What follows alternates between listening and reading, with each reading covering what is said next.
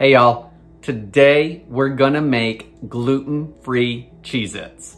That's right, Copycat Cheez-Its, but they're gluten-free so you can have them.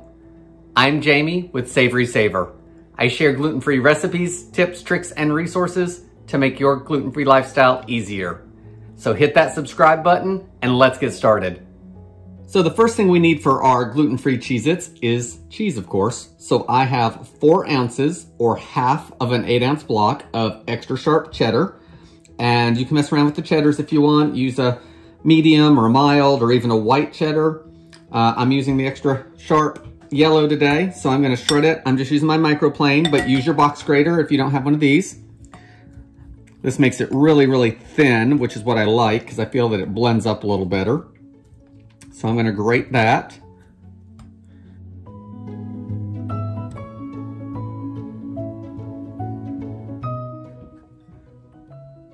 So as you can see, our cheese is shredded and I've got it nice and fine.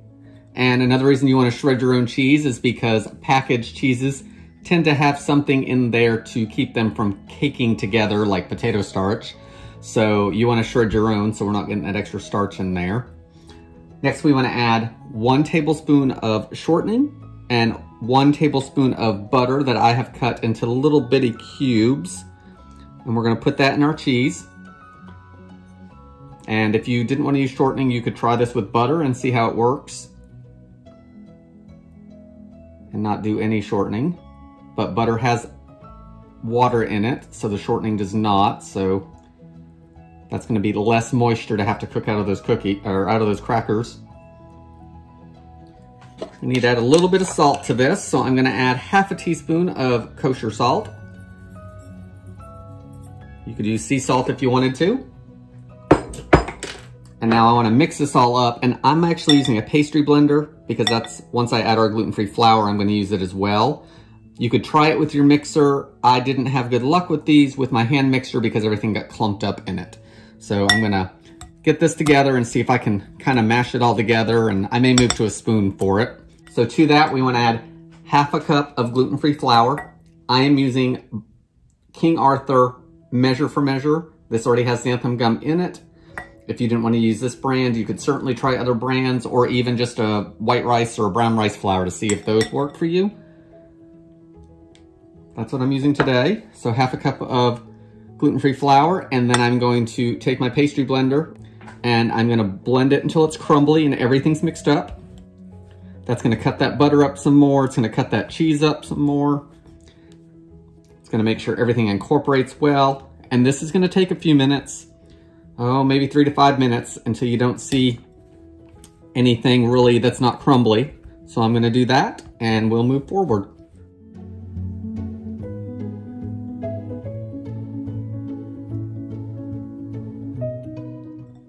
Okay guys, we've got our cheese and our butter and our shortening all blended up in there.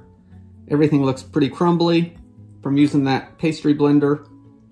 So now we need to add a little bit of liquid to it. So I'm gonna add 1 tablespoon of ice water. And we're gonna hope that that's enough to bring it together for a dough.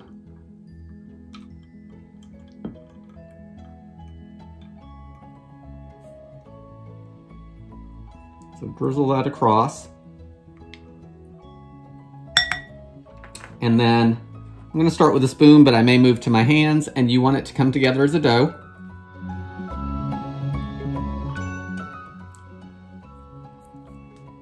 Get in there with your hands, because that'll help it along a little bit.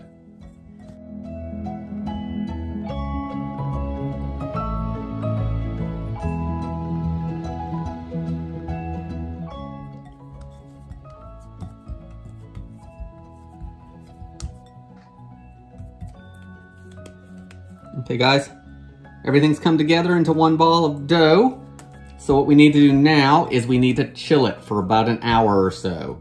So I'm gonna wrap it in plastic wrap and we're gonna chill it down. When you cover it in plastic wrap, you wanna get out a piece long enough that we can use it later, because we're actually gonna use the plastic wrap to help us with the dough and getting it rolled out. So do a pretty big piece, even though it's gonna be more than what you need right now, it won't be more than you need later. So So we'll get a couple uses out of it before we throw it away.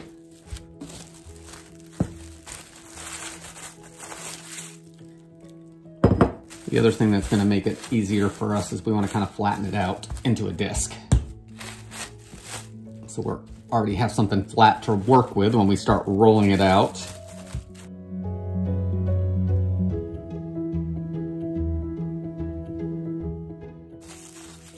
All right, guys. So we've got our disc wrapped in plastic wrap. We are gonna pop that in the fridge for an hour and then we'll be back to roll these out. Okay guys, so it's been just over an hour and our dough is nice and firm again. So we need to roll it out. So you wanna get a big baking pan out and line it with your parchment paper, and that'll keep everything from sticking and help it bake up. So I've got that lined, and what we're gonna do is we're gonna roll our dough out and try to keep it within the size of our parchment paper, because we want this dough as thin as we can roll it, like 1/8 of an inch or less, because it will cook up better. So I'm gonna put this off to the side. And this is a silicone baking mat, which is really good when you're doing gluten-free recipes because it's non-stick. So it will help release this off of it. So I will link below if you want to look at getting one of those. I think they're only, maybe $10 or so at the most. So I will link below to that if you want to look at getting one of those if you don't have it. So I've got our dough there, and then we're gonna use our plastic wrap to help us roll it out so it doesn't stick to our rolling pin. And we're gonna cut these into crackers with a pizza cutter, or you could use a knife, whatever you wanna use.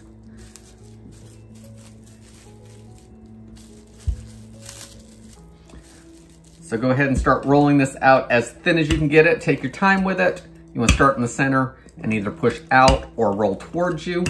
And then make sure after you do this a few times that you peel back your plastic wrap, rotate it, put it back on there, and do it again. It'll keep it shaped a little better. It is gonna crack some, that is okay. And as this warms up, it will actually roll a little neater. But then before I turn on the oven to preheat, I'm gonna pop these back in the fridge just to let them chill again. So hopefully they bake a little better for us.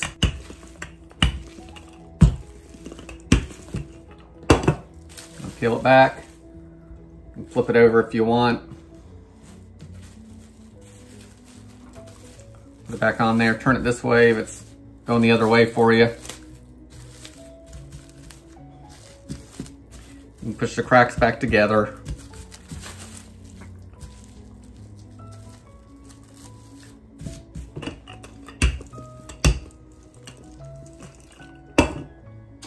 And then this gives us some good guidance because you can see the around, and we're gonna need some space in between each of the crackers.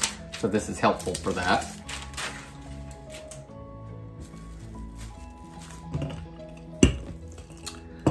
The reason we are rolling this out so thin is we want our crackers to be crisp, and they are not gonna be as crisp if they're thicker.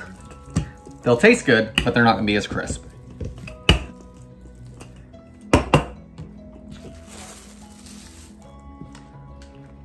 So the good thing with this is I should be able to see how that peels right off there.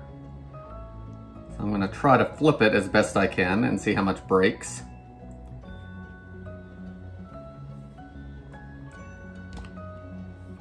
And it's stuck a little bit, but that's okay. We're just gonna peel the rest of it off.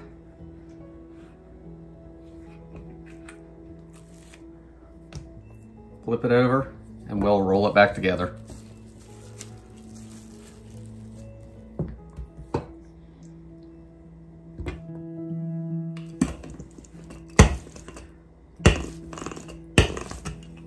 All right, guys, this is rolled out pretty thin, but But let's see what it looks like as far as our parchment paper is concerned. Well, that's not too bad. It's a little close on the edge. So let's do this. Let's take our pizza cutter and we will take that off.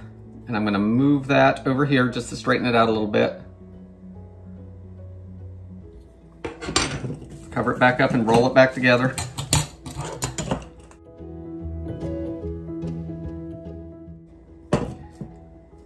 And let's see what we look like now. So I got a little bit of gap over here and a little gap over here. I'm good on these ends. So now what I like to do is I want to peel this, and I'll just put this to the side.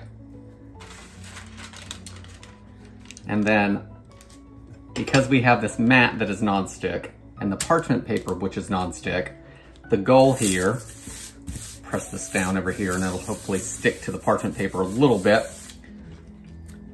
Now what we're going to do is try to flip it all the way onto the pan before we cut them to make it easier. So I'm going to put the pan on there, and then let's see how successful I can be. However you want to try to do it to be successful, it's up to you. I'm going to try to just flip it and we'll see how much I can mess it up. 1, 2, 3. You want to gently peel back the mat. So take your time with it. You can always piece it together, but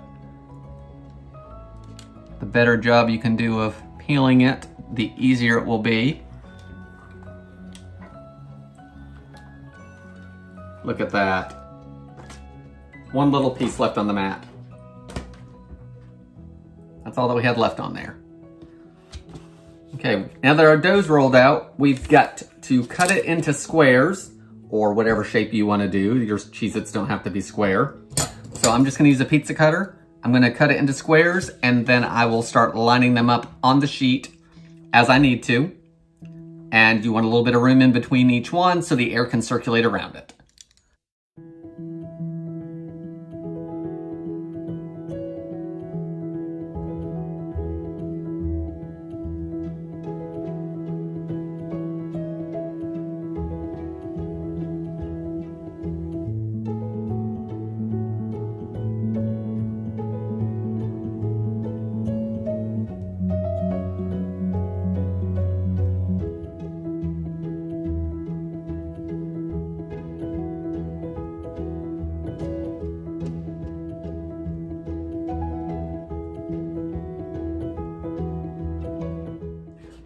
Guys, once everything is on the pan, you want to grab yourself a toothpick and put that traditional Cheez-It hole in the middle.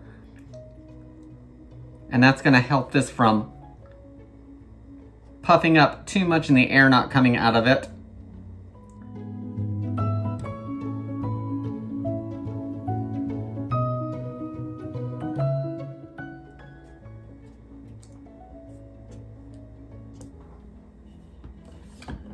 Got all our holes in there, and now what I'm gonna do is I'm gonna pop on the oven at 350 degrees. I'm gonna put these in the fridge just to chill down a little bit again.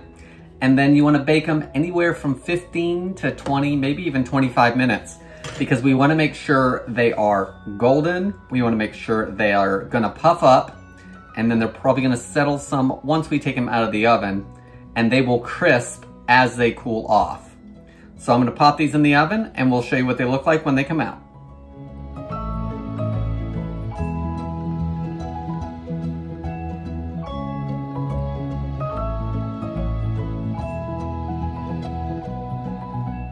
Okay, y'all, here are our gluten-free Cheez-Its that we just made.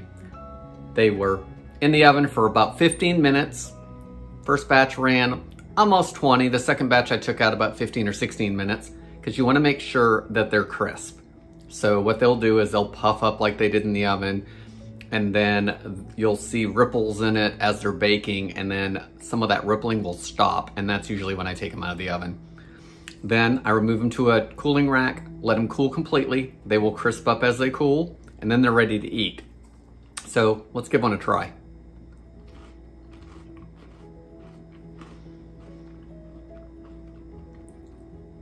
Guys, they're crunchy, they're cheesy, a little bit salty from the salt we added as well as the salt and the cheese. They're very, very close to Cheez-Its. This is a great little recipe. It does take a few minutes of your time, but it's easy and you can totally do it. I'll link below to any of the specialty things I use, like the mat. I think that's a really good product for gluten-free bakers to have. I'll also link to a pastry blender if you want to look at that, or, you know, anything else I can think of that you may need, like the xanthan gum. Guys, I hope you give this recipe a try. I hope you like it. Please, again, consider subscribing so you don't miss any future gluten-free videos, and I'll see you on the next one. Thanks for watching.